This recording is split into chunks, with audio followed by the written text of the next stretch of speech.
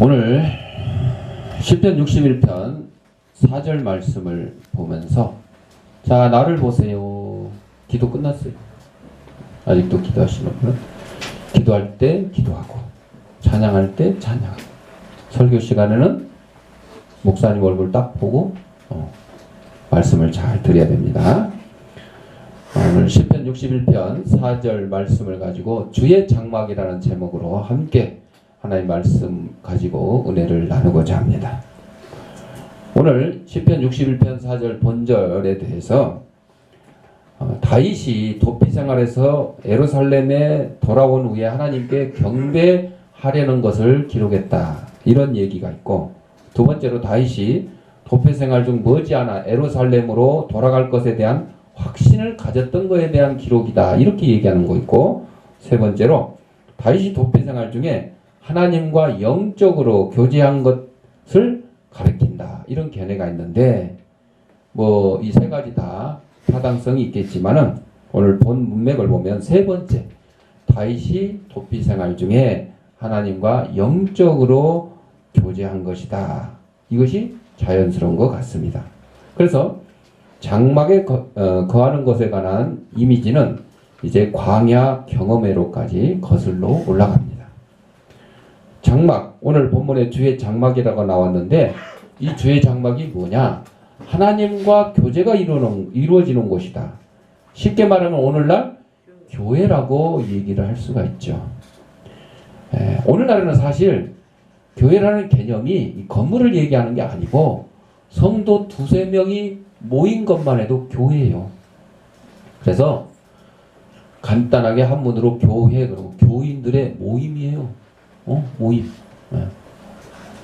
여러분, 어느 공농초등학교 총동창회 그러면 그 총동창회가 어디 건물 세워놓고 있는 게 아니고 그 공농초등학교를 졸업한 사람들의 모임 자체가 총동창회. 이런 것처럼 교회도 마찬가지입니다. 그러니까 건물에 대해서 우리가 그렇게 신경을 쓸 필요가 없었어요. 그러나 구약시대에는 아무 데서나 하나님께 예배드리는 것이 아니고 하나님이 정해주신 곳, 예를 들어 예루살렘 성전. 그러면 그 예루살렘 성전 내에서만 하나님께 예배를 드리고 거기서 하나님을 만날 수가 있었어요. 여기서 이제 장막이란 거는 과거에 예루살렘 성전을 짓기 전에는 이스라엘 백성이 광야에서 생활하고 출애굽하고 이럴 때 이 성막을 지었어요.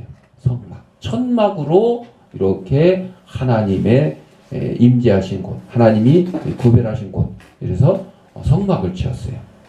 그래가지고 또 하나님이 이사 가라 그러면 보따리 싸가지고 또 이사를 가고 그쪽으로 옮기고, 이랬을 시절에는 성막이다, 장막이다, 이렇게까지 얘기를 했는데 여기서 장막은 통틀어서 하나님과 교제하는 곳, 오늘날의 교회를 얘기를 하고 있어요. 자, 그래서 교제를 하는 곳이며 또한 교제하는 것 자체를 장막이라고 얘기를 해요. 그러니까 여러분이 집에서 하나님과 기도하고 말씀을 묵상하고 찬양하고 있으면 그곳이 바로 주님의 장막이 되는 것이란 것입니다. 그래서 다윗이 압살롬을 피하여 예루살렘을 떠나 있었기 때문에 예루살렘 성전에서 하나님께 제사를 드리고 할 수가 없었잖아요. 그런 상황에서 광야에서 피난생활 가운데서 다윗은 하나님과 교제를 했는데 그게 바로 영적인 교제다. 영적인 교제다. 그것을 말씀해 주고 있는 것입니다. 그래서 이 시편이 바로 이 영적인 교제를 이루고 있는 그 내용을 갖다가 기록해 놓은 것입니다. 또 주의 날개 아래로 피하린다, 피하리이다, 이런 말씀이 있죠. 닭이나 새 같은 이 조류들은 새끼를 뭘로 보호하느냐? 날개로 보호해요. 강아지는 날개가 없죠? 고양이도 날개가 없죠? 고양이나 강아지가 자기 새끼들을 보호하려면 자기 품에, 자기 배 밑에 이렇게 품고 딱 품고 야옹 이렇게 하겠지. 그러나 닭이나 새 같은 조류들은 날개로 딱 이렇게 품어요. 그리고 적을 향해서 막 닭 같으면 뭐라 그럴까? 꺾기요? 꺽꺽꺽꺽꺽꺽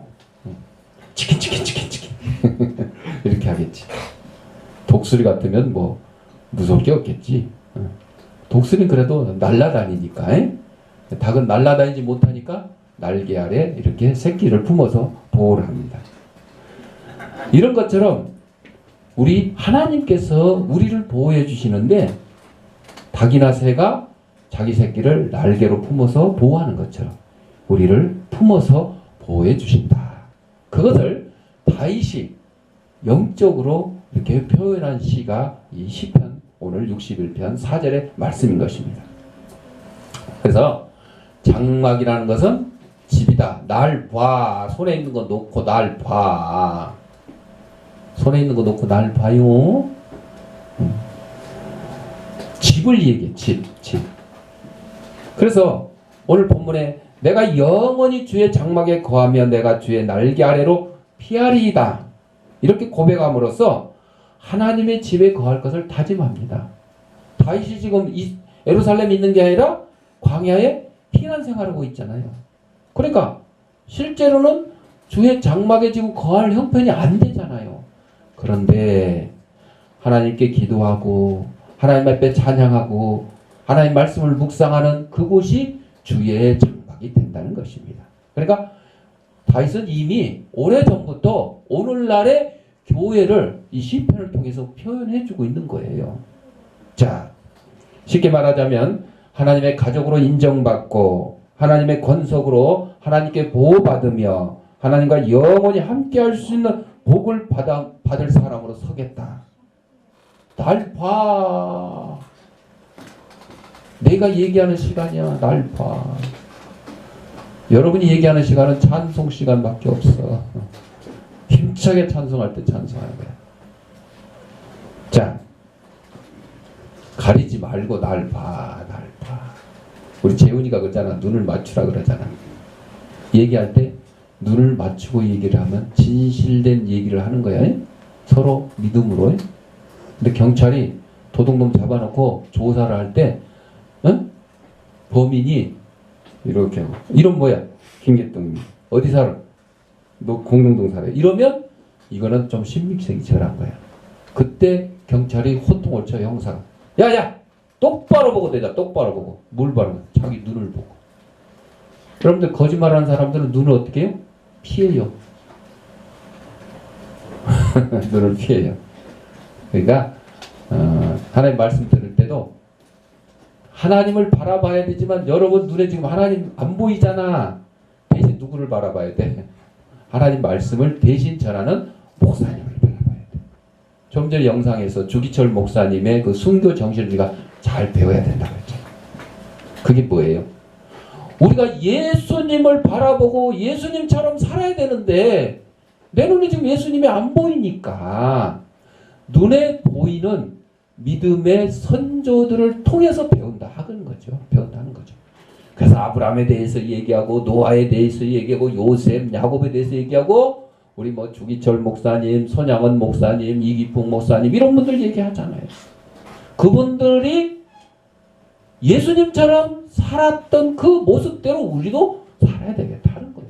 여러분들 목사님을 존경하는 건 좋은데 예수님을 대신할 수는 없어요. 하나님을 대신할 수는 없어요. 그래서 오늘날 많은 성도들이 착각을 하고 있어요. 자기 목사님이 그렇게 훌륭하고 설교 잘하고 존경스럽고 뭐 교회를 엄청나게 몇백억짜리를 짓고 막 성도들 몇만 명 모아놨으면 존경할 만은 하지. 그러나 그게 다 그 목사님의 힘이 아니고 누가 주신 능력이야? 하나님 주신 능력이고 하나님 주신 복이에요. 그렇다면 그 목사님을 존경하는 건 좋지만 맹목적으로 따르는 것은 잘못된 거죠. 목사님이 인간이잖아요. 죄인인 인간이잖아요. 수시로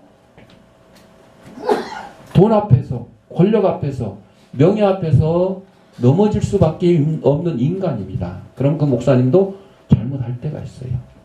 그런데 그 잘못하는데도 불구하고 막 그냥 아멘 아멘 하고 오로지 그냥 우리 목사님 말씀이 최고다. 이거는 잘못된 거예요. 결국 그것은요. 저 북쪽에 북한 동포들은 싫어하겠지만 공산주의자들이 김일성 김정일, 김정은, 삼부자, 세습을 그냥 따르는 것하고 마찬가지예요. 자, 다시 본문으로 돌아가서 주님의 계명을 진실하게 실행한 성도들에게 영원한 삶이 상급으로 주어진다는 진리는 성경 전체의 언약이고 메시지입니다. 예수 믿고 구원받는 거. 그 외에는 없어요. 예수 믿고 구원받는 거. 다른 뭐 종교 제가 여러 번 얘기했습니다만은 자기들이 백날 그 주장해봐야 그 헛것이요. 자기들이 만든 거예요. 여러분 만든 거요. 우리는 예수 믿고 구원 얻는다는 것은 우리가 만들었어요? 아니요. 하나님이 우리에게 약속해 주셨어요. 하나님의 약속을 믿고 우리가 따르는 것입니다. 그러니까 세상의 종교들이 얘기하는 거하고는 완전히 다릅니다. 완전히 다릅니다. 그걸 알아야 돼요. 그러니까 여러분들 조금이라도 다른 종교에 나름대로 구원이 있다 이렇게 생각하시는 기독교인이 계시다 그러면 그분들은 아직도 하나님을 전적으로 신뢰하지 못하는 것이고 예수님을 내 구세주로 완전히 받아들이지 못하는 거예요. 예수 믿는답시고 점집에 찾아다니고 사주풀이 찾아타고 재수가 옴부터 내 이딴 얘기를 하는 사람들은 아직도 하나님을 전적으로 신뢰하지 못하는 겁니다. 하나님을 전적으로 신뢰하고 믿는 사람들이 뭐 운이나 재수나 뭐 행운이나 이런 거 따라서 되겠어요? 안 되는 거예요. 안 되는 거예요. 그래서 오늘 하나님 말씀 따라서 예수 믿고 영원한 생명 천국을 소유할 이 권리를 가진 우리들 이 복 거기에 대해서 오늘 말씀을 나누는 겁니다. 알렉산더 대왕 잘 알죠? 마케도니아의 왕 알렉산더. 어렸을 때부터 왕으로의 자질을 가지고 자라났는데 왕이 된 다음에 그리스를 평정하고 위용을 가시했습니다. 그가 얼마나 큰 지도자인지 헤레스본도 해협을 건너면서 드러났는데 그는 이때 그 헤레스본도 해협을 건너면서 이제 다른 나라를 정복하러 이렇게 다니면서 자신이 가지고 있던 소유물들을 자기 희화의 군인들과 지역 주민들에게 다 나눠줘 버렸어요. 다 나눠줘. 그러니까 신하가 폐하. 그렇게 다 나눠주면 폐하에게 남는 게 뭐가 있겠습니까? 그랬더니 알렉산더 대왕이 당당하게 얘기합니다. 나는 앞에 있는 희망을 갖겠노라. 지금 이런 재물 없어도 앞에 있는 희망을 가지면 된다. 이렇게 얘기를 했다 그래요. 역시 큰 그릇이야. 큰 그릇이야. 우리 성도들도 여러분 알렉산더 대왕이 말하는 그 희망 그거보다 더 귀한 소망 그게 뭐예요? 천국 영생. 우리는 영생을 향해서 천국을 향해서 가는 성도들인데 이 세상에 있는 부귀영화 그거 귀하게 여겨야 됩니까? 아니에요. 아니에요. 제가 여러 번 얘기를 합니다. 날파 만들지 말고 날파. 지금은 뭘 만들어야 돼? 천국을 가는 길을 만들어야 돼. 응? 영생을 얻는 길을 여러분들이 지금 걷고 있잖아. 그러니까 좌우로 치우치지 아니하고 철로 역정에 나와 있는 것처럼 오로지 천국을 향해 가는 성도들, 천성을 향해 가는 성도들아 찬송도 있잖아요. 그거를 지금 알고 계셔야 돼. 그러니까 여러분들 알렉산더 대왕이 자기의 모든 소유를 다 나눠줬지만 자기는 더 큰 걸 가졌어. 앞에 있는 희망을 가졌어. 우리 성도들이 이 땅에 사는 동안 돈과 명예와 부귀 영화에 대해 집착하지 마세요. 그런 것들은 다 필요한 이웃들에게 나눠주세요. 좀 나눠줘. 나눠줘. 그리고 우리는 천국에 대한 소망 하나만 가지고 살아도 엄청난 부자로 살 수 있다 하는 사실을 기억하시기 바랍니다. 자, 그러면 주님의 장막, 주의 장막에 우리 거하는 성도들은 어떤 복을 받게 되느냐? 날 봐. 복준대 복. 첫째, 악한 이웃으로부터 지켜주신다.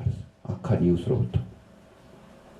죄의 장막 안에 거한다는 것은 주님의 주권과 보호권 안에 안전하게 거한다는 뜻이 있습니다. 여러분, 주님의 주권이 안 미치는 곳이 없습니다. 온 우주 만물에 주님의 주권이 미쳐요. 북한 땅에도 미칠까? 미쳐요. 이란 땅에도 미쳐요. 다 손길이 닿습니다. 그러면 북한에 있는 동포들 좀 빨리 좀 구원해 주시지. 여러분, 하나님의 때는 우리 인간의 때와 다릅니다. 때가 있을 때가. 아무 때나 그런 게 아니에요. 아무 때.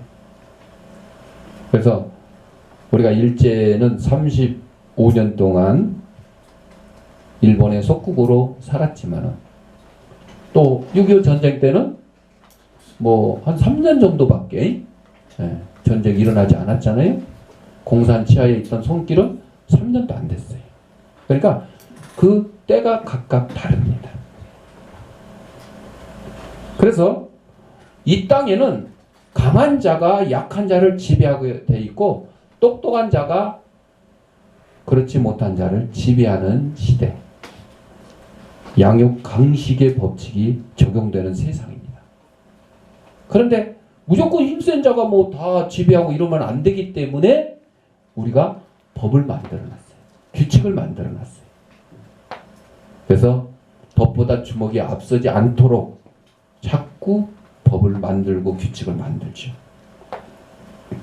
그래서 주님도 양을 이리떼에게 보내는 것처럼 우리 성도의 생활을 걱정하셨어요.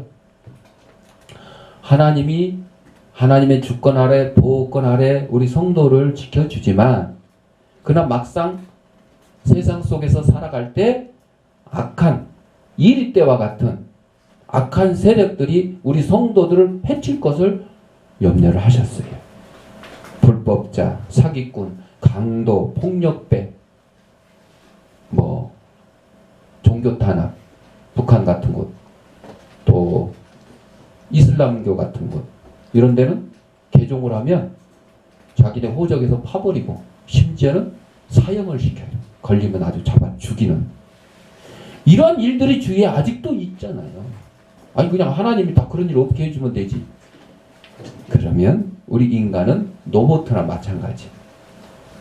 하나님이 우리 인간을 창조하시고 이 땅을 다스리고 정복하라고 하셨는데 그냥 하나님의 마음대로 그냥 악한 거 다 없애버리고 사고도 안 나게 하고 그냥 쫙 고속도로처럼 그냥 편안하게 이렇게 천국까지 그냥 쭉 이어지게 해놓으면 인간이 할 일이 없어요. 인간들이 할 일이 없어요. 그래서 하나님이 우리 인간에게 땅을 정복하고 다스리라고 하면서 자유의지를 주셨어요. 너는 하나님 말씀 순종해야 되지만 하나님이 코를 끼어서 막 끌고 가는 게 아니라 네가 선택해라. 네가 결정해라. 네가 하나님 말씀 잘 순종하고 복을 받을 것인지 하나님 말씀 불순종하고 벌을 받을 것인지 선택권을 우리에게 주신 거예요. 그러다 보니까 에덴 동산에서 아담과 하와가 그냥 하나님 말씀만 순종하고 살았으면 아마 이런 일들이 안 나타났을 거야. 그런데 그 인간의 자유의지가 결국은 하나님을 불순종하게 만들었어요. 아무리 힘세고 실력 있는 사람들도 그와 같은 악한 이웃으로 내 몸처럼 사랑하는 생활을 실천하는 성도들은 주님이 지켜주심을 믿으셔야 됩니다. 아주 그냥 미운 놈, 미운 친구, 심지어는 자식을 갖다가 그냥 원수 같은 자식이라고 하잖아요. 그런 사람이 있을지라도 그들도 내 몸처럼 사랑하고 부모가 자식을 갖다 원수 같은 자식이라고 할 때는 미워서 그렇겠어요? 아니지. 자식 잘 됐으면 하는 바람에서 하는 얘기죠. 그런데 친구가 미웠고 이웃이 미운 거는 진짜 미운 거예요. 이거는 진짜 미운 거예요. 그럼에도 불구하고 그들을 위해서 지난주에 설교한 것처럼 저주를 할 게 아니라 복을 빌어줘. 복을 빌어줘. 진짜 내 몸처럼 사랑해줘요. 그럴 때 누가 우리를 지켜주신다고? 주님이 우리를 지켜주신다는 거예요. 다윗은 자신의 목숨을 노리던 사울 왕을 죽일 기회가 있었어요. 그런데 이는 하나님이 세우신 왕이었잖아요. 사울도 귀신 들리기 전에는 훌륭한 왕이었어요. 얼마나 처음에는 겸손했어요. 왕으로 삼으려니까 숨었어요. 그걸 사무엘이 선지자가 찾아내가지고 왕으로 기름 부음을 받았다. 여러분들 다윗처럼 마찬가지예요. 자기를 죽이려고 하는 그 사울 왕을 죽일 기회가 있었어도 죽이지 아니하고 누구에게 맡겼어? 하나님께 맡겼어. 이 땅에 많은 목사님들이 있지만은 정말 더럽고 치사한 목사님들도 있어요. 간혹이 많지는 않지만 저 감옥에 갇혀 있는 목사님들도 여럿 있고 심지어는 아주 교회 운영을 갖다가 그냥 장사 속으로 세상 땅 사고 팔고 하는 것처럼 교회 개척해가지고 어느 정도 부흥하면 다른 목사님한테 팔아먹고 또 딴 데 가서 뭐 이런 목사님들도 더러 있대. 그런 미운 목사님이 있다고 할지라도 여러분이 그 목사님에 대해서 직접 대적을 하면 안 되는 거예요. 누가 기름 부었어? 하나님이 기름 부었으니까 벌 주는 것도 누가 해야 돼? 하나님이 하는 거예요. 하나님이 하는 거예요. 친구가 미워서 그냥 군밤한다 때리는 건 간단해. 그러나 하나님이 세우신 종은 잘못됐더라도 하나님이 벌을 주게 그냥 놔둬야 돼. 오히려 기도해야 돼. 우리 목사님 제발 정신 차리게 제자리로 정직하게 주의를 하게 해달라고 그렇게 기도를 해야 되는 거예요. 저한테 그렇게 하라는 거 아니에요. 다른 목사님일 경우에 혹시 제가 그래도 여러분들 그렇게 하시면 돼. 제가 여기 있는 표목사가 혹시 여러분 눈에 잘못 보이고 잘못된 행동을 하면 얘기도 해주고 위에서 기도도 해줘. 그러나 대신 와서 옆구리 차고 뭐 이럴 필요는 없어. 하나님께서 벌 주실 거니까. 자, 그래서 다윗이 바로 이렇게 자기를 죽이려고는 사울왕을 직접 해치지도 않고 하나님의 손에 맡겨놨어요. 그랬더니 결과적으로 다윗은 위기 속에서 하나님의 보호하심을 받아 이스라엘의 왕이 되었고 사울은 결국 비참한 채무를 맞게 되었어요. 하나님이 벌 주신 거예요. 다윗은 하나님이 복을 주신 거고. 그래서 사랑은 어떤 무력이나 지혜보다 위대한 힘을 지니고 있다. 하나님은 그 크신 사랑으로 우리를 돌보시며 인도하신다는 사실을 기억을 해야 될 것입니다. 이솝우화 잘 알잖아. 이솝우화. 누가 지었어? 이솝이 지었으니까 이솝우화지. 그걸 뭘 생각을 하고 있어. 이 이솝이 어느 날 동네 아이들과 공차기를 하며 놀고 있었어요. 그 길을 지나던 유명한 철학자 한 사람이 이솝이 애들하고 공차기하고 있으니까 아이 참 유치하다. 응? 이렇게 생각을 하고 얘기를 합니다. 아니 여보시오 이솝, 당신 같은 유명한 작가가 왜 이런 곳에서 애들과 시시한 장난이나 하고 있는지 모르겠어. 대체 이게 무슨 짓이오? 그러자 이솝은 대답 대신 느슨한 활 하나를 땅에 꽂으면서 묻습니다. 이게 무슨 뜻인지 생각해 보시오. 이 수수께끼를 풀어보시오. 그 철학자가 곰곰이 생각해봤자 도대체 무슨 뜻인지를 모르겠어요. 알 수가 없어요. 그때 이솝이 대답합니다. 활의 줄을 늘 단단하게 조여둔다면 활은 부러질 수밖에 없습니다. 하지만 활을 사용하지 할 때는 어떻게 해요? 줄을 풀어놔가지고 이 활대가 느슨해지도록 놔두는 것입니다. 그래야 더 좋은 활이 되는 거죠. 그리고 활을 사용할 때만 줄을 동여 매어가지고 팽팽하게 해서 활을 쏘면 되는 것입니다. 바로 우리 사람들도 마찬가지입니다. 휴식이 없는 학문이란 있을 수가 없습니다. 그러니까 당신 철학자도 좀 느슨하게 쉬어보는 게 어떻겠습니까? 이렇게 대답을 했습니다. 맞습니다, 여러분. 우리 성도들도 불의한 일에 대해서는 아주 강직해야 됩니다. 타협 안 해야 됩니다. 여러분, 우리 그리스도인들은 조폭들이 쓰는 의리, 이거 좋은 말이 아닙니다.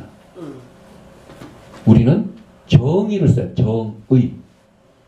정의라는 것은요, 내 아버지가 나쁜 일을 시켜도 그거를 안 하는 거예요.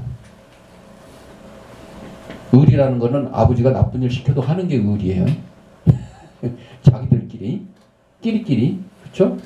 우리 성도들은 의리가 아니라 정의. 성경에 보면 공의라고 나와요. 공의, 정의, 공의를 하수하지. 이겁니다, 여러분들. 그런데 이런 불의한 일을 볼 때는 우리 성도들은 줄이 팽팽하게 당겨진 활처럼 강직해야 돼요.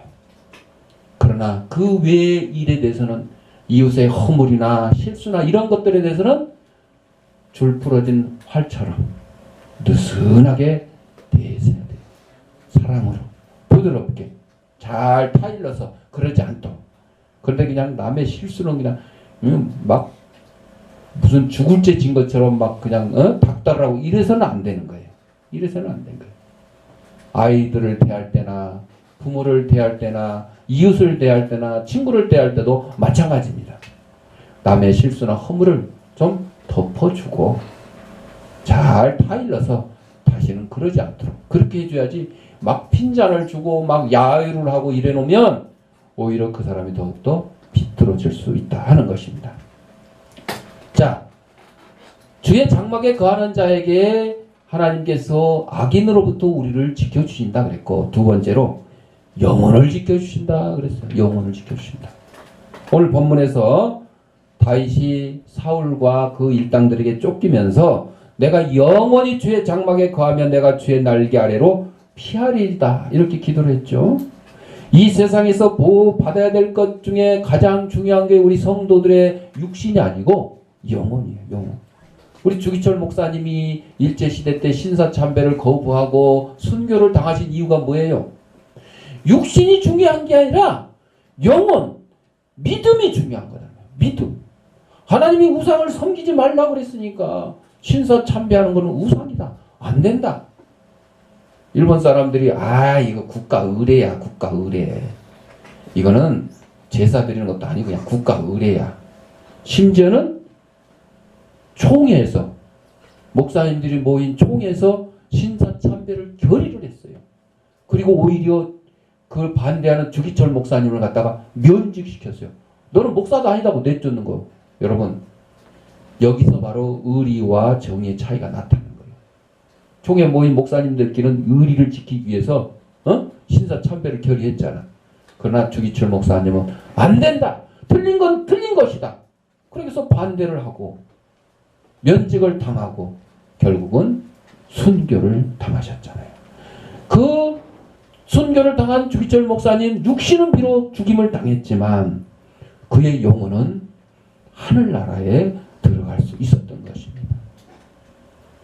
그래서 아까 여러 성도들이 자기들의 생각을 얘기했지만 대부분이 그런 경우에 나는 그렇게 하기가 쉽지 않겠다. 어떻게 보면 그게 솔직한 심정이에요. 여러분들 말로는 지금 다 공산당이 와가지고 너 예수 믿을래? 믿으면 죽네 어쩌네? 이슬람 교도가 와가지고 어때요? 이러면 걱정 마세요. 나는 예수님 부인 않습니다. 그렇게 말로는 하기 쉬워요. 그러나 실상 그 상황을 당하면 어떻게 될지 감히 자신 있게 말하기가 쉽지 않다. 그게 솔직한 고백일지 모르겠어요. 사랑하는 성도 여러분, 영혼이 잘못되면 육체도 삶도 하나님 앞에서 어긋나기 때문입니다.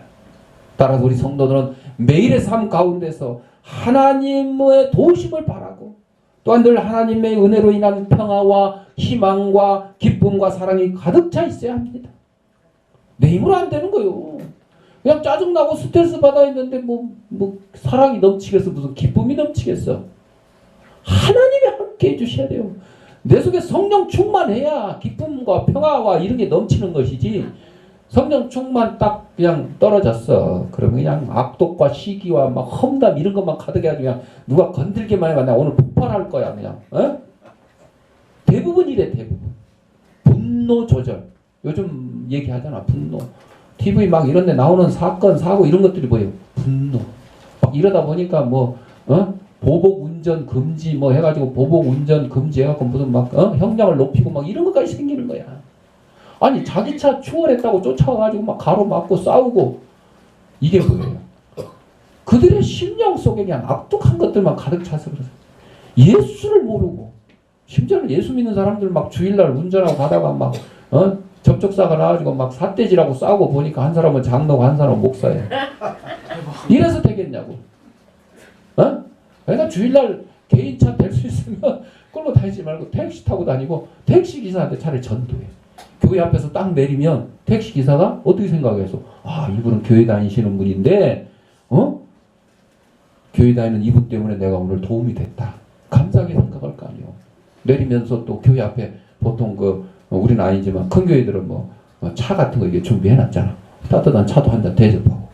이렇게 해서 어떤 교회들은 아예 정해놓고 차 안 가지고 오는 날 택시 타기 운동 이렇게 해서 전도하는 그런 기회를 삼는다고 돼요. 그러니까 그냥 이런 작은 거 하나하나 실천할 수 있는 우리 성도들의 삶이 평상시 습관에서 나타나야 되는 겁니다. 그래서 이 악한 세상에서 이웃에게 사랑을 베풀고자 하는 노력하는 우리 성도들의 영혼을 성령께서 보호해 주시고, 이웃의 악에 대해서 인내하며 기도하는 성도의 영혼, 이기심과 거짓과 욕심을 회개하며 선을 행하고자 노력하는 성도의 영혼은 하나님의 능력 가운데 잘 될 수밖에 없다는 거예요. 여러분이 잘 되는 것도 여러분의 육신에 잘 되는 거 생각하지 마십시오. 여러분의 영혼이 하나님 앞에 보호받고 여러분의 영혼이 하나님 품에 안긴다는 그 사실에 대해서 여러분들이 감사를 하셔야 되는 것입니다. 매일의 삶 속에서 주님과 동행하는 우리 성도들이 되어야 될 것입니다. 성도의 이웃사랑 생활은 곧 하나님의 참된 성도의 증표요, 하나님께 대한 사랑의 표현입니다. 내가 눈에 보이지 않는 하나님은 사랑한다고 하면서 눈에 보이는 이웃들을 사랑하지 않으면 그게 사랑하는 겁니까? 아니에요. 증거예요, 증거. 눈에 보이지 않는 하나님을 믿고 사랑한다 그러면 눈에 보이는 자기 형제, 자매, 이웃, 친구들을 잘 돌보고 사랑하는 것이 그리스도인의 증거라는 것입니다. 그와 같은 아름다운 생활하는 성도는 하나님의 참 사랑 안에 거하게 되고 종래는 영생 천국을 확실하게 보장받는 것이라는 것입니다. 신약에서 어떤 젊은이가 어떻게 해야 영생을 얻을 수 있습니까? 예수님께 물었을 때 예수님께서 누가복음 10장 27절 이 말씀을 해주셨어요. 요약하면 하나님을 사랑하고 이웃을 사랑하라. 그것을 실천하라. 말로 하지 말고 실천하라. 누가 영원한 죄의 장막에 거할 수 있습니까? 이 땅에서 하나님의 계명대로 산 성도들이 주님의 장막에 거하게 될 것이다 하는 사실을 기억하는 저 여러분이 되시기를 바랍니다. 기도하겠습니다.